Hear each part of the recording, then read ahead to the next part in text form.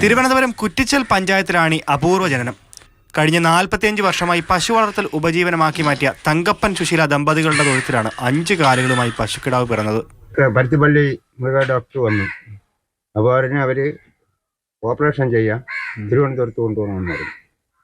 അത് പൈസ നമ്മൾ ചിലവാക്കണം, അവിടെ ഒരു ആനുകൂല്യം ഇല്ല എന്നുള്ളത് ഡോക്ടറും പറഞ്ഞ്, പിന്നെ പാൽ സൊസൈറ്റിയിലെന്നും പറഞ്ഞു. മുൻ കാലിനോട് ചേർന്നാണ് 5ാം കാൽ.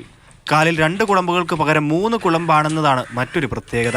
ഞങ്ങൾക്ക് അങ്ങനെ പെട്ടെന്നൊരു പശു പ്രസവിച്ച് അത് ഇന്ന് 3 ദിവസമായി നമുക്ക് ഒരു അത്ഭുതം പ്രവർത്തിച്ച് 3 കൈയും 2 കാലും ഉള്ളൊരു പശു കുട്ടി കിട്ടി.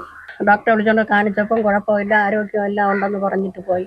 വാർത്തയറിഞ്ഞ് പശുക്കിടാവിനെ കാണാൻ മൃഗാശുപത്രിയിൽ നിന്നും ഡോക്ടർമാരെത്തി.